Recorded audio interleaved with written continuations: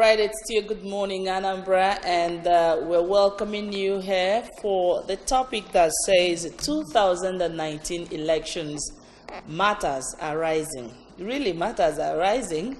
A lot of things coming out after the election. But we are so delighted that the long-awaited election for the president and the National Assembly members have come and gone, and it witnessed massive turnout of voters. We are grateful to God for that. We have in the studio this morning Comrade Emeka Nwabunia, who is a senior lecturer, Chukwuemeka Odumegu, Ojukwu University. Thank you very much for inviting me. You're welcome. All right, we also have Elder Eloka Okafor, Program Manager, Community Empowerment Network, Anambra State. Elder Eloka, glad to have you in the studio. And as a community person, I know that you really want to go throughout the community last Saturday. Well, we did our best. To see first-hand information of what happened. Yes, really. All right. Now, let me begin with you, Comrade Emeka. How would you assess the last Saturday's election, going by all the reports so far around? Well, it has still gone the Nigerian way. I have not seen much improvement from what happened in 2015.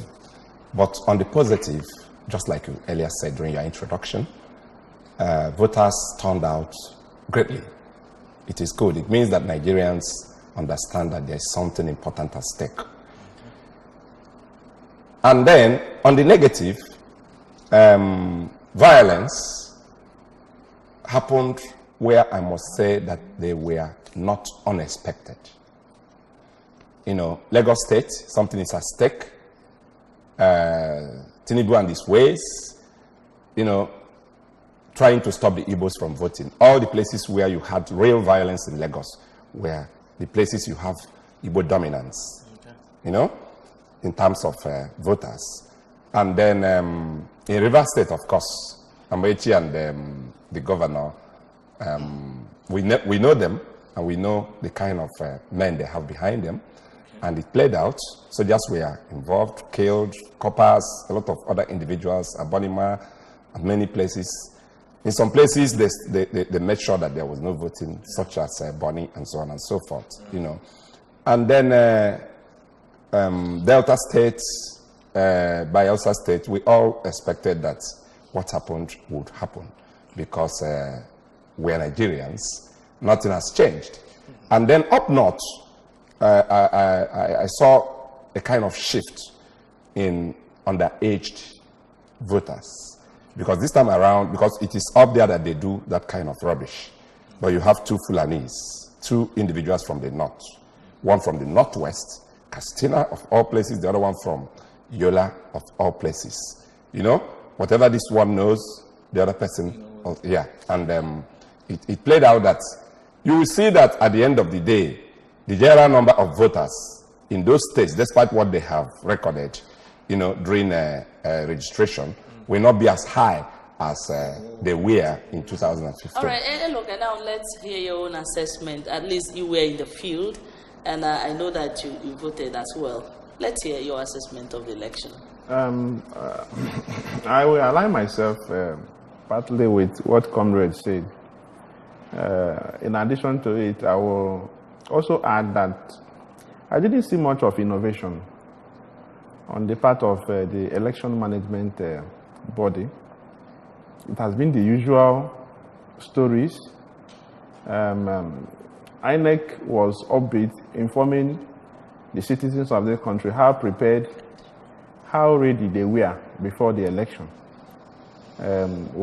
Previously, we were here and we talked about the postponement, initial postponement, and we thought the issues around late arrival of materials, card reader malfunction. We thought all these things, should have been dealt with. But unfortunately, we still went out to the field and still saw these things glaring. In fact, some places, INEC had to actually reschedule, as we learned subsequently, the election, because of issue of the incidence of card reader malfunction, and the people resorted to manual method of voting. I know I encountered 1 or 2 polling units in the course of the observation where they actually went 100% manual voting because of card reader malfunction. So in some places, like somewhere in they had problem of incomplete materials. Then in Umuchu, some part of Umuchu, where they did purely manual voting, it had to be, cancelled. The SPO had to cancel the ballot has already been casted.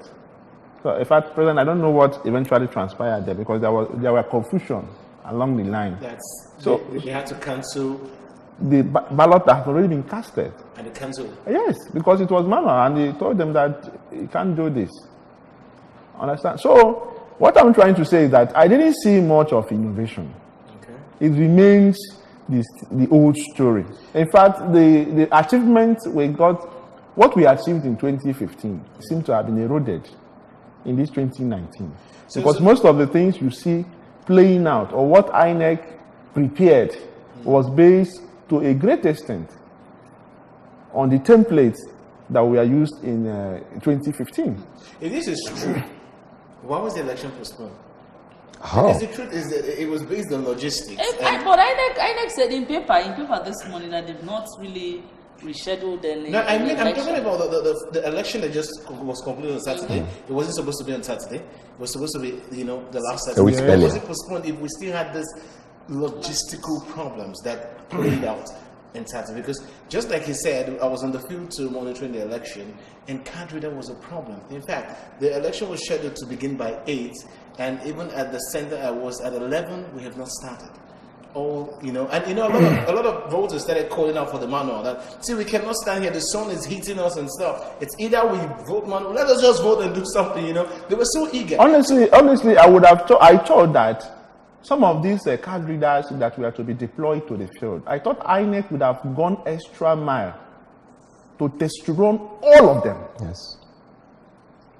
With non-exception. With all the time, all the noise and all that, I thought they would have just gone ahead to test run all these card readers. Because it is actually inexplicable. It's not justified. But the issue of this card reader, if I may ask, if Nigeria is not ready to go digital, why this? And in some places you'll be doing digital and you now move back to analog. Could you please? I think the baseline problem is that INEC is not truly independent. That's just the truth. And this over-centralization. So it's just in the name yes, that are independent? Yes, somebody stays in Abuja and calls his shots. You can decentralize these things and give more powers to the INEC at the state level and make sure that they are not just appointed by the governor. You could have a more simple but rigorous process of appointing them and give them all the powers to be truly independent. So long as you don't do it, this word of he who pays the piper, he takes the tune. They will come out, they will pretend that they're playing clean and whatever, but a lot of things happen, at the back. So the technology of card readers is not a complex technology. We're not just the first country that is using it. Probably this is the third or more elections we've used it in Nigeria. Second or third, isn't it? And just like he said, whatever gains we made in 2015 in terms of conducting these things, we did not consolidate.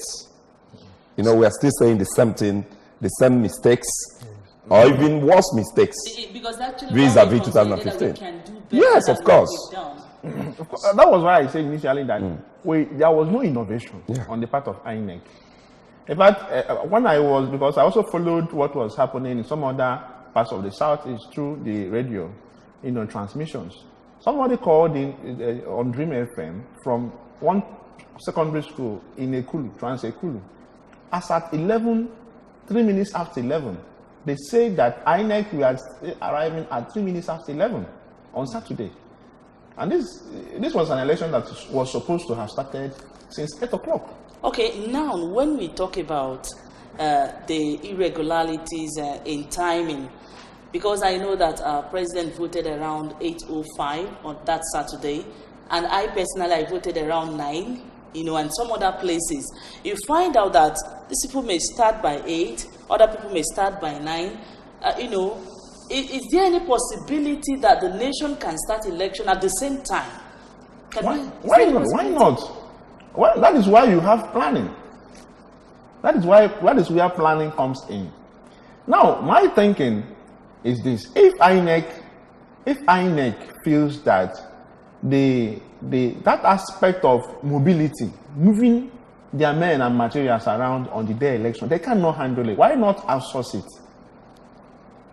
Because I asked a core member in my unit where I voted, I said, why now? They said they were actually trying to locate the area.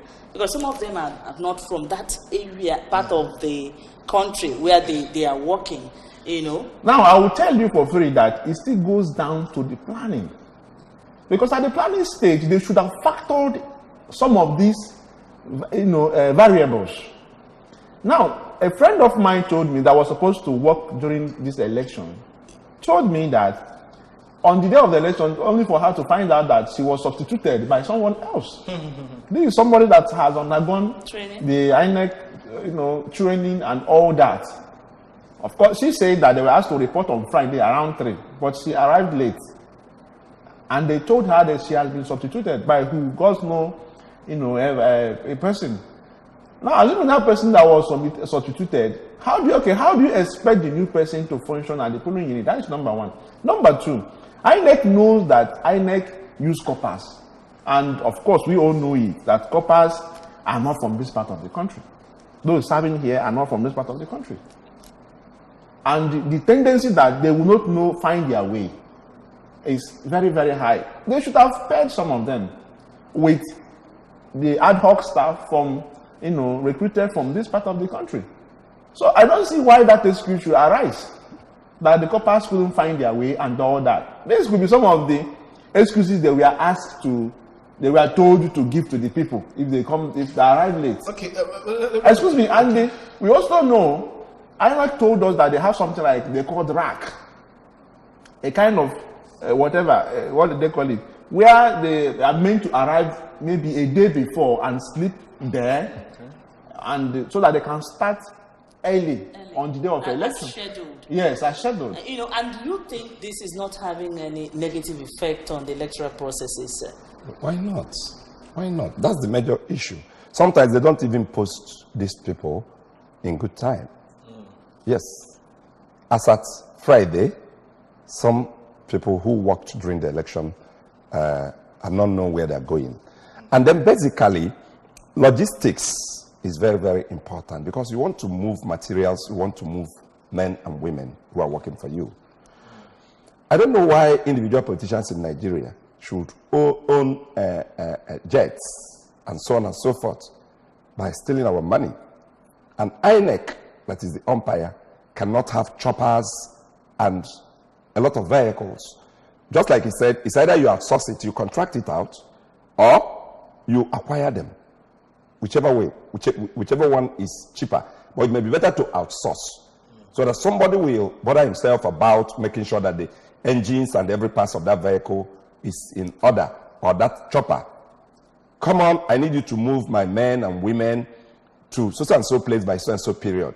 If you go against it, and when you are sourcing such individuals, there are still very good Nigerians who want to do business the right way. Nigeria is not all about negative. You know what I'm saying? So such people, individuals that will do such contracts, must not have anything to do with any party. All right, there was this issue where I was on Saturday, where people actually get their papers to go vote, and so one of the people was like, see, you people should leave there now. Don't allow them to see what this other person is voting. And it looks as if this is the norm. Every now and then we talk about election not being free and fair. You see people who someone is actually going to vote. You see somebody working up to him like, vote this party. I mean, and the officers are there. I mean, how can we continue like this? Is there a way out? Can we actually have an election where people go to exercise their franchise free and fair? Yeah, I am thinking that conducting election in the open, it's either you are doing option A4, where people line up or whatever, or you are not doing it. People should not come out in the open. The material should be inside. For me, it may be right or wrong, but I think as per comparison, that should be it will help the security men and women who are protecting wherever. Town halls, schools, primary, secondary schools, halls, wherever, so that those who are yet to vote will be outside. If you are accredited, maybe batch by batch, you go in and you vote. And while that is going on, representatives of the parties will be there to monitor what is happening. And you must give it to them that the individuals from within and outside Nigeria that monitored this particular election did a marvelous job. And they were reporting verbatim what they saw. So I think that the venues are part of the major problem. Okay. It gives room for all these talks to come in and snatch ballot boxes and so on and so forth. It was very clear in Lagos that was a major problem. All right, now on the issue of ballot box snatching. On this, we may not really get that perfect scenario of using town halls and what have you. If you look at the Lagos scenario, you observe that they were actually under canopies. The polling unit where there was this was actually a rented canopy and all that. So some of the environments don't have that kind of town hall. You have some polling units located in the estates. Are you trying to say in Lagos there are no structures? We are talking about Nigeria now. No, because you were citing Lagos as an example. Yes, from the video I saw where they did whatever in Lagos, it was actually a canopy.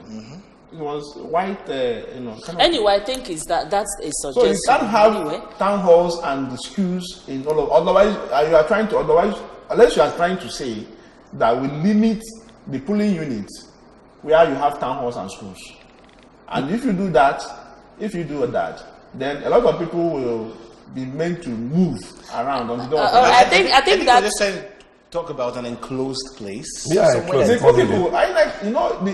voting point actually is a cubicle, as they call it. Yes. Now, what should have been done is for the police or the security to make sure that once you have one person there at a time to vote, no other person should come close to that cubicle to interfere with the man. All right, now on the issue of ballot box snatching, we know that the main man of the nation actually gave an order that anybody caught snatching the box should be dealt ruthlessly with, And we saw what happened in Lagos.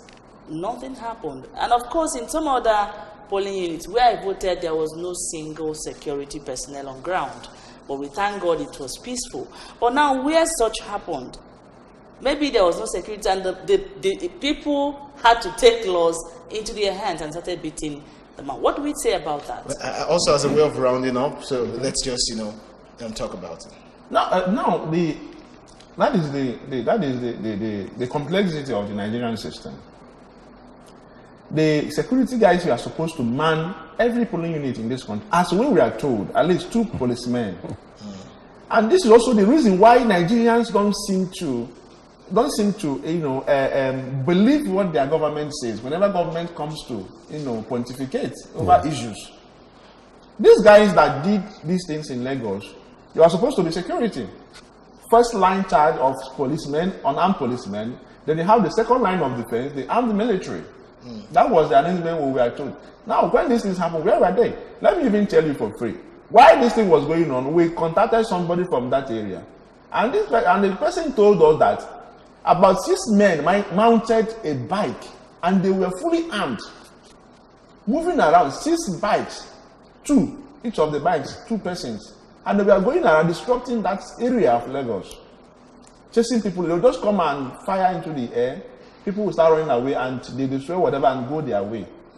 And this is supposed to be on a day we have restricted movement. On a day we are supposed to have standby security that will, reinforce certain, they reinforce the security. Okay, All right. as a way of Sorry, we don't have much time because we also have something else coming up. At this point, this is where we end this one. We'll be coming back after now, but we'd like to appreciate you so much, Elder Eloka Okafor, for coming on the show. Thank you so much for your time. Thank you very much. And you also, thank you so much, Comrade Emeka Nwabonia. Thank you very much for coming. All right, please don't go anywhere. We'll be right back with more on Good Morning Anambra.